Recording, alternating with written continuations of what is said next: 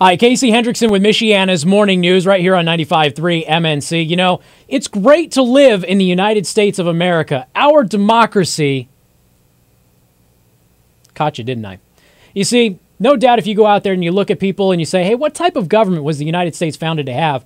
You're going to get a bunch of nincompoops that say a democracy.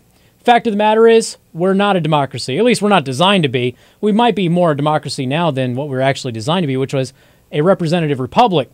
You know, we have moved consistently towards a democracy here in the United States. Now, why is that a bad thing? People keep asking me, Casey, what's so bad about being a democracy? It's a democracy. It's great, right? No, it's not. See, a democracy is mob rule. Literally, the majority wins. Democracy is what gives you slavery. Democracy is what gives you a population that will vote in the majority and really don't care about you if you might be in the minority on a particular issue. So if you're Jewish and Christians in the majority, they can basically phase your religion out. That's a danger of a democracy. Our founding fathers understood that, and they created a representative republic. There's been three things that have been in the news lately that I want you to pay attention to, and this is what's highlighting the problem with us being converted over to democracy. And I'll tell you how we did that in just a little bit. We have a situation with insider trading with members of Congress, right? Everybody knows that. Now, technically, they're not supposed to be insider trading, but they are. There's no consequences. They're trying to change those rules and beef them up a little bit so we can prevent that sort of thing. Then there was another report that came out that showed that members of Congress have been personally giving pork barrel spending to projects in their community that will directly benefit their real estate investments. Somebody from Nevada, I can personally tell you, Harry Reid is a king at that. But it happened here. Representative Donnelly was cited in that report. Then there's another report that just came out that said members of Congress have been funneling millions and millions of dollars to companies that their relatives have investments in or work for. See, those are all problems with a democracy. Now, why is that? Let me explain.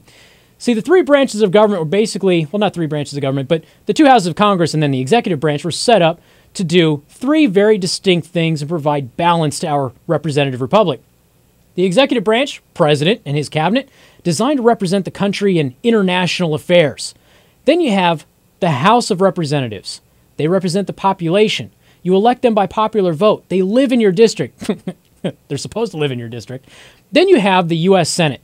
The U.S. Senate was never intended for us to vote on. In fact, the U.S. Senate was supposed to be appointed by your local legislature, which you voted on. See, that was supposed to keep it in check. Your votes at the local level in your local district were supposed to keep the representative of that state in check because it was more closely tied to your home.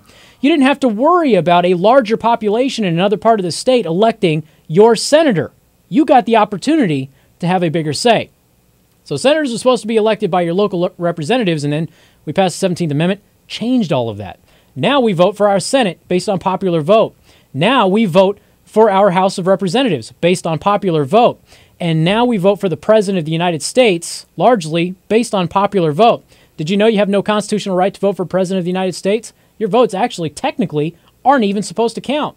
So if they took away your right to vote for president, and this changes by state to state, but on a federal level, they took away your right to vote for President of the United States tomorrow, it's constitutional, it's legal, and it's valid. You might be mad about it, but that's a fact. What we've done is we've effectively taken our representative republic, we've made it a democracy. Majority vote, get your senator. Majority vote, get your House of Representatives. And in many cases, majority vote, depending on the state, gives you your president. So we have a situation where we have the majority of the population deciding what's going to be done with the country, even though the minority of the population might be more constitutional. I'm your host, Casey Hendrickson, here on Newstalk 95.3, Michiana's news channel. Hope you tune in every weekday starting at 5.